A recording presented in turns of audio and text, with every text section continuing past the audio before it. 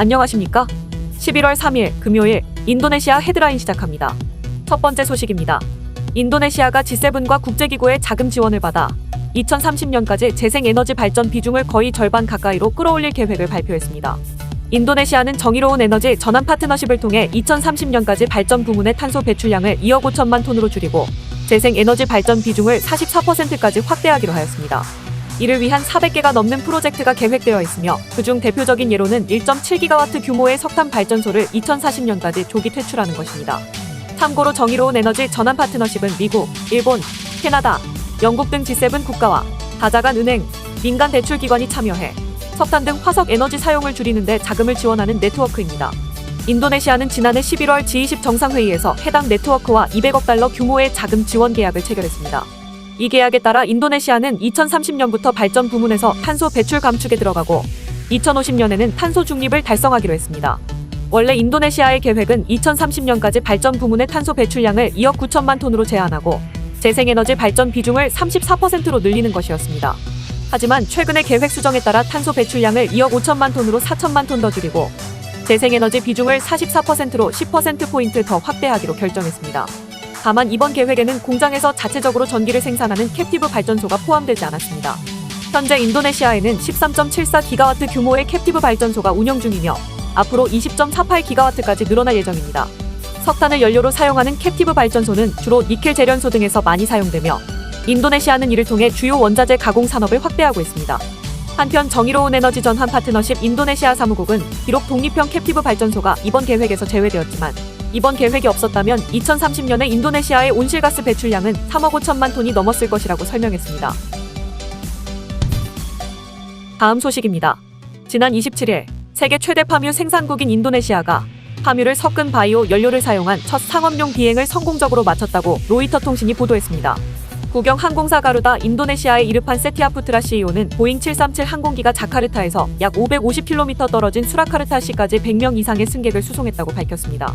참고로 가루다 항공사는 이달 초 바이오 연료에 대한 비행 시험을 실시했고 지난 8월에는 엔진 지상 시험을 완료한 바 있습니다.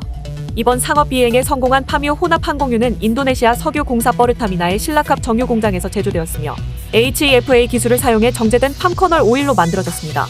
뻐르타미나는 파뮤 연료는 화석 연료에 비해 온실가스를 덜 배출한다면서 파뮤 생산국들은 지속 가능한 항공연료의 생산을 위한 공급 원료의 파뮤를 포함시킬 것을 요구해왔다고 전했습니다. 실제로 파뮤 연료를 사용하면 탄소 배출량이 최소 60% 감소하는 것으로 알려져 있습니다. 뻐르타미나 알피안 나수티온 이사는 뻐르타미나는 2021년 지속 가능한 항공연료 2.0을 성공적으로 생산했으며 하루 1350kl의 생산 능력을 갖춘 정제 표백 탈취 팜커널 오일을 활용한다고 말했습니다. 앞서 2021년 인도네시아는 파뮤를 섞은 항공유로 반둥에서 자카르타까지 100km 이상을 시험 비행하는 데 성공했습니다. 한편 온실가스 배출량이 높은 항공산업은 대체 연료를 사용해 탄소 배출을 줄일 방법을 모색하고 있습니다. 국제항공운송협회는 2050년까지 연간 4,500억 리터의 친환경 연료가 필요할 것으로 추정하며 이를 통해 탄소 배출량을 65%까지 줄일 수 있을 것으로 예상하고 있습니다. 다음 소식입니다. 인도네시아 법원이 마약 밀수 혐의로 이란 국적의 마약 밀매업자 8명에게 사형을 선고했습니다. 지난 29일 반튼주 지방법원은 불법 마약인 메스암페타민 319kg을 밀수한 혐의로 이란인 마약 밀매업자 8명에게 사형을 선고했습니다. 이들은 인도네시아에서 인구가 가장 많은 자바섬으로 마약을 밀수하려다가 지난 2월 반튼주의 한 항구에서 체포됐습니다. 현재 경찰은 이들이 마약 밀매를 위한 국제 조직의 일원으로 보고 있습니다. 울리 푸르나마 판사는 1급 마약 거래의 중개자로서 의도적으로 범죄 행위를 저지른 것이 입증됐다며 이들 모두에게 사형을 선고했습니다. 이들은 7일 이내에 항소할 수 있습니다. 참고로 인도네시아에서는 마약 사범을 매우 엄격하게 처벌하고 있습니다. 마약류 소지만으로 최장 20년형에 처하며 마약을 유통하다 적발되면 사형까지 받을 수 있습니다. 국제 앰네스티에 따르면 2022년에만 112건의 사형 판결이 내려졌는데 이 중 105명이 마약 관련 범죄자입니다. 특히 해당 법은 외국인에게도 동일하게 적용되며 지난해에는 대만인 밀수업자 8명이 필로폰 1톤을 들여오다 적발돼 사형이 선고된 바 있습니다. 다만 인도네시아는 2016년 마약사범 18명의 사형을 집행한 뒤 더 이상 사형 집행을 하지 않고 있으며 인도네시아 정부는 2019년에 사형 집행 재개 방침을 내놓았지만 실제 집행이 이뤄진 적은 없습니다. 다음 소식입니다. 서부 자바주 한 결혼식 연회장에서 불법으로 제조된 술을 마신 주민 13명이 사망했습니다. 현재 언론에 따르면 수방 지역 국립병원은 지난 28일 중독 증상으로 입원한 18명 중 13명이 사망했으며 이 중 1명은 병원에서 조기 퇴원한 뒤 사망하였다고 발표했습니다. 또한 현재 4명이 위독한 상태이고 1명은 회복 중이라고 병원 측은 전했습니다. 경찰은 이들이 사건 당일 열린 결혼식 연회에서 옥볼로산이라 불리는 밀주를 마신 뒤 사망한 것으로 밝혔습니다. 경찰은 밀주를 판매한 부부를 체포했으며 현재 해당 밀주의 성분을 분석 중이라고 전했습니다. 참고로 인도네시아는 높은 주류세로 인해 술 가격이 매우 비싸기 때문에 서민들은 불법으로 제조된 밀주를 마시는 것으로 알려져 있습니다. 이러한 밀주는 순수 알코올에 음료수 등을 혼합해 만들어지며 간혹 기침약과 모기 퇴치제 등도 섞인다고 알려져 있습니다. 이로 인해 유독한 물질이 들어가게 되어 술을 마신 사람들이 사망하는 사고가 여러 차례 발생한 바 있습니다. 특히 2018년에는 모기 퇴치제가 혼합된 밀주로 인해 60명이 사망한 사고가 발생했으며 2016년에는 36명이 사망한 일도 있었습니다. 다음 소식입니다. 우리나라 통신사 KT는 인도네시아 국영통신사인 텔콤 인도네시아와 인도네시아 신수도 스마트시티 개발 및 확산을 위한 업무 협약을 체결했다고 발표했습니다. 또한 스마트시티 협력 아이템 구체화를 위한 KT 컨설팅 결과 보고회를 개최하였습니다.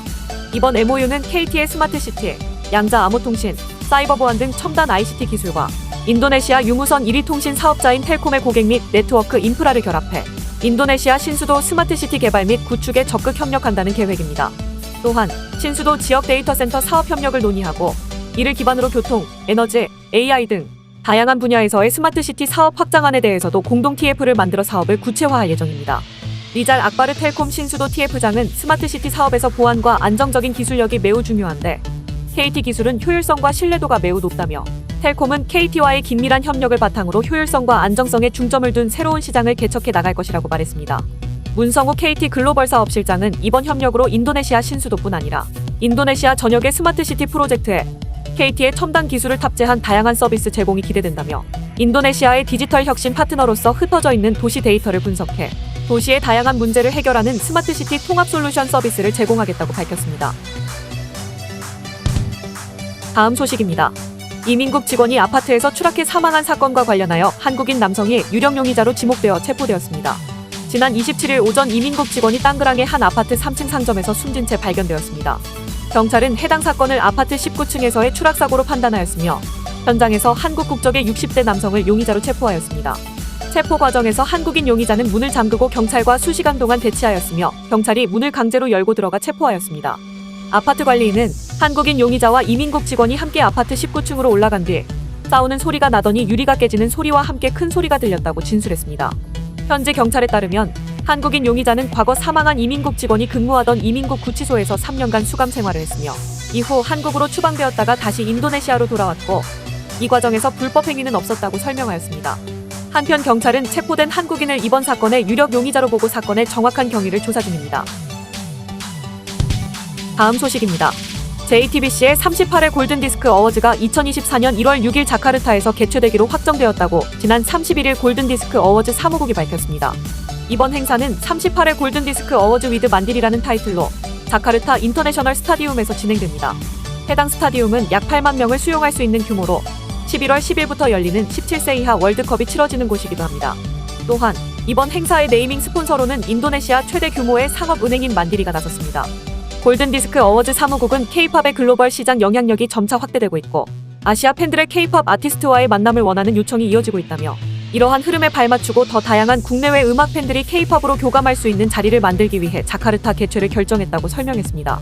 이번 어워즈의 부문별 후보는 12월 4일 공식 홈페이지와 SNS를 통해 공개될 예정입니다.